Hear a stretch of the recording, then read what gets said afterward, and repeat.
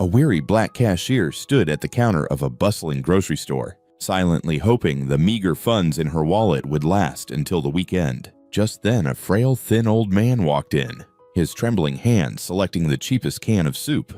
When he reached the register, he froze, realizing he was exactly 85 cents short. Seeing the flush of shame on his face as he moved to put the item back, she quietly withdrew her last remaining coins to cover the difference, and gently pushed the can toward him, leaving him choked with emotion. Little did they know that seemingly ordinary act of kindness was about to turn everything upside down. For the very next morning, his billionaire son would appear before her. Before we go back, let us know where you're watching from, and subscribe because tomorrow I've got something extra special for you. The alarm went off at 5:15 a.m., but Sarah was already awake. She'd been lying there in the dark for the past 20 minutes, listening to her father snore in the next room, watching her breath form little clouds in the freezing air. The heat had been shut off 3 days ago. She pulled herself out from under the 2 thin blankets and one heavy coat she'd been using to stay warm.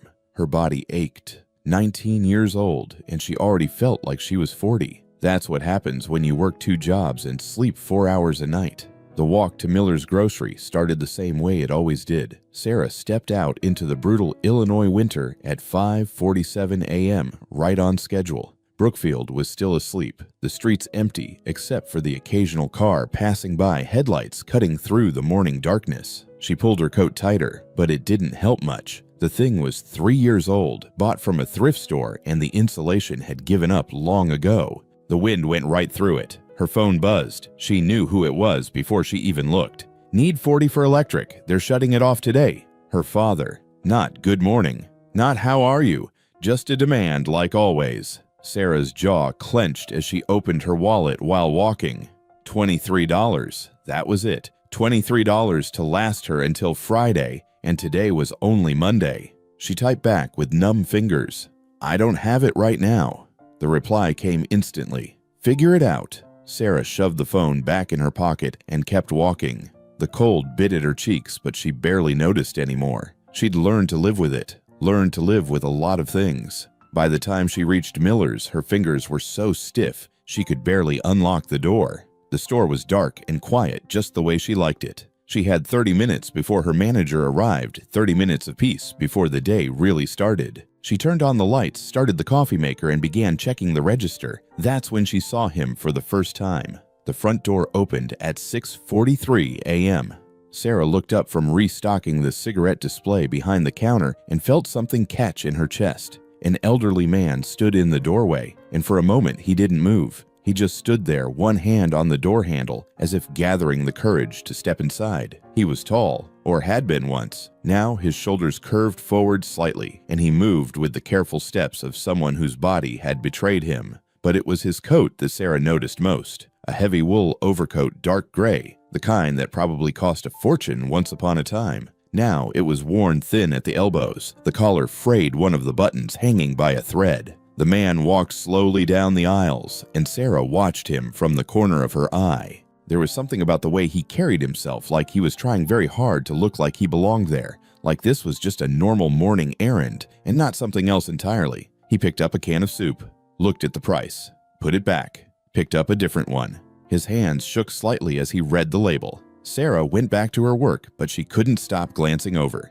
The man spent almost 15 minutes in the store, which was unusual. Most people who came in this early knew exactly what they wanted. They grabbed it and left. But this man moved slowly, methodically, like he was making calculations in his head with every item he touched. Finally, he approached the counter. In his trembling hands, one can of chicken noodle soup, a small loaf of bread, and a banana that had seen better days. The bruised one that nobody else wanted, marked down to 30 cents.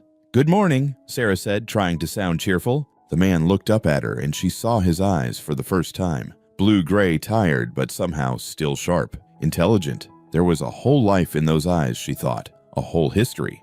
Good morning, he replied. His voice was rough, like he hadn't used it in a while, but there was an accent to it. Educated. The kind of voice that belonged in a classroom or a library, not in a run-down grocery store at dawn. Sarah scanned the items. That'll be $7.43. She watched as the man pulled out a worn leather wallet, the kind that was probably nice once, now held together with hope and stubbornness. He opened it carefully, and Sarah's heart sank as she saw what was inside. Coins, mostly pennies and nickels, a few dimes, one crumpled dollar bill. The man's hands shook harder as he began counting. He laid the coins out on the counter one by one, his lips moving silently. Sarah noticed the way he pressed his lips together, the way a muscle in his jaw tightened. She knew that look. She'd seen it in the mirror enough times. It was shame, pure and simple, the kind that hollowed you out from the inside. Behind him, the door chimed. A middle-aged woman in a business suit walked in, grabbed a coffee, and got in line. She checked her watch, sighed loudly. The elderly man's hands moved faster, but they were shaking so badly now that coins kept slipping through his fingers. One penny rolled off the counter and onto the floor. He bent down to get it moving slowly, painfully, and Sarah heard the woman behind him let out an exasperated breath. "Come on," the woman muttered, not quite under her breath. "Some of us have jobs to get to." The man straightened up, his face flushed red. He'd managed to count out $6.58. He stared at the pile of coins, then at the groceries, and Sarah watched as something broke in his expression. "I'm sorry," he said quietly, his voice barely above a whisper. "I thought I had enough. I'll put back the soup." His hand reached for the can, and Sarah saw the way his fingers trembled. This wasn't just about being short 85 cents. This was about dignity. This was about a man who had probably never had to count out pennies at a grocery store counter before, and now here he was having to choose between bread and soup while a stranger sighed impatiently behind him. Sarah didn't think. She just acted. No, wait. Her hand went to her own wallet, the one with $23 that had to last her 4 more days. She pulled out a worn, crumpled $1 bill and smoothed it out on the counter. "You're all set. Don't worry about it." The man looked up at her, and Sarah saw his eyes go wide. For a moment, neither of them spoke. The woman behind him had gone quiet too. "I can't," the man said, but his voice cracked. "I can't let you do that." "It's already done," Sarah said gently. She pushed the groceries toward him and gave him what she hoped was a reassuring smile. "Have a good day, okay?" The man stood there frozen, and Sarah could see him struggling. Every instinct probably told him to refuse to maintain whatever pride he had left. But hunger and cold are powerful things. They wear you down. They make you accept help you'd never accept otherwise. "Thank you," he finally whispered, gathering his groceries with shaking hands. "Thank you so much, young lady. I won't forget this." As he turned to leave, Sarah caught one more glimpse of his face. His eyes were shining, and not from the cold. He walked to the door with his shoulders just a little straighter than when he'd come in, clutching his small bag of groceries like it was treasure. The businesswoman stepped up to the counter, sliding her coffee across. She didn't say anything about what had just happened, just tapped her credit card and left. Sarah stood there at the register, staring at the pile of coins the old man had left behind. $6.58 in pennies, nickels, and dimes. She carefully counted it out, bagged it up, and put it in the lost and found box just in case he came back for it. Her phone buzzed again. Another message from her father.